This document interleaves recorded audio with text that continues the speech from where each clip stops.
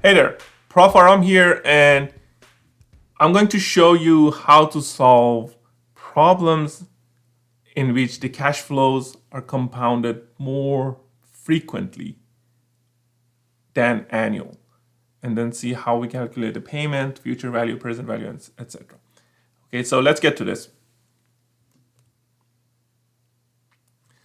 So the first one that we look at is this problem. Suppose you want to buy a new computer system and the store allows you to make monthly payments. Right now, we know that our M, or the number of compounding per year, is 12. The entire computer system cost 3,500, so this is our present value. The loan period is 2 years, so your N, or the number of payments, or the number of periods, is going to be number of years times 12, so 2 times 12. And the interest rate is 16.9% with monthly compounding. Since our periods are in months, our rate should also be monthly rate. So your monthly rate would be 16.9 over 12. How much is your monthly payment? So let's look at it in the calculator first. First,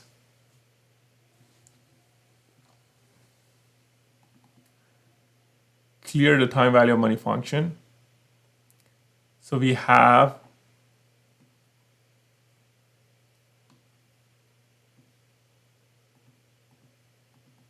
$3,500 in present value in 24 months. The interest is 16.9 divided by 12. Remember, we need to find the monthly rate, and we can calculate the payment on this loan. So every month you have to pay $172.88. We can do the same thing in Excel. So your APR is 16.9, so that means your rate, or your monthly rate, is going to be 16.9 divided by 12. So you need to again calculate the monthly rate, and the number of periods is going to be your 2 years times 12, and then we can calculate the payment, right?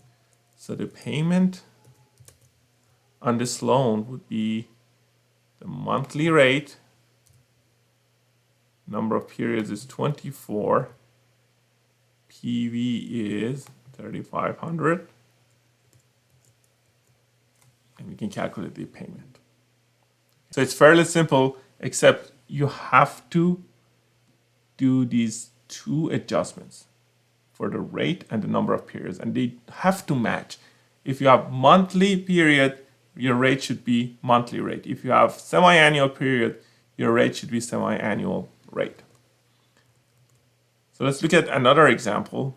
Suppose you deposit $50 a month into an account. So we are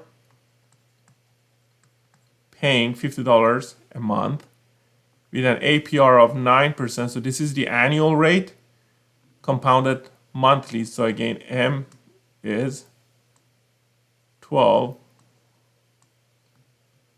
Your monthly rate, your IY, should be 9 over 12. And you want to know how much you will have in your account in 35 years. So your N would be 35 years multiplied by 12, which is, I'm going to calculate it in a minute. So we want to know the future value here. Second, FE. N is 35 years times 12. So you are going to make 420 payments. The rate is 9% divided by 12. And then you're making $50 payments every month. the future value for that is going to be $147,089. Using the Excel,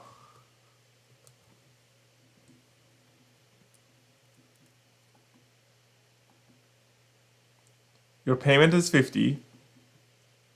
Your rate is 9% divided by 12, as you can see here.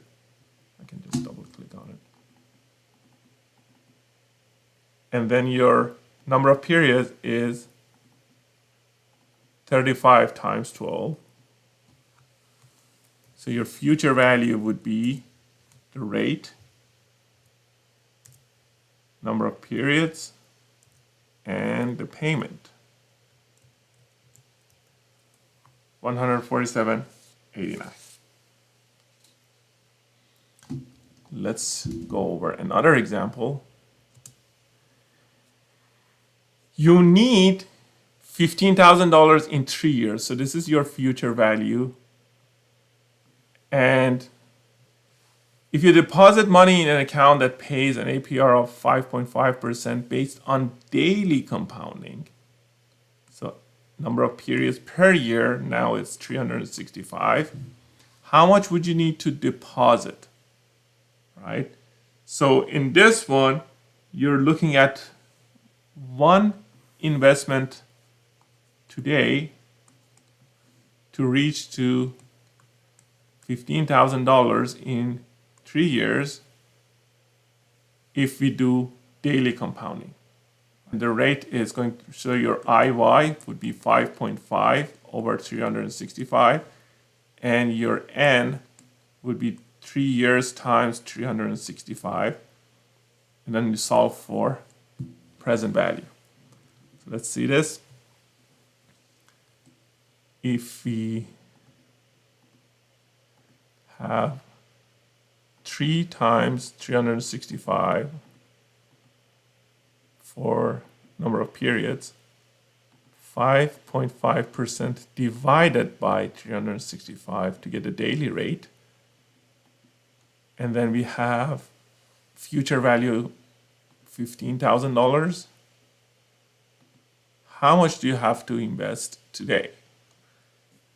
$12,718 invested today, compounded daily at a rate of 5.5%, will reach to $15,000 in 3 years. You can do this also in Excel.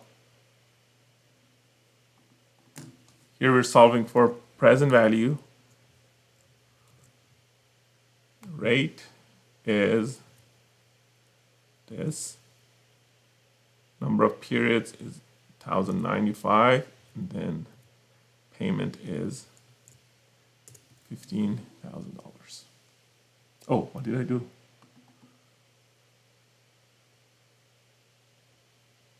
You don't have any payment. Sorry, yep. $15,000 is our future value, so that's why.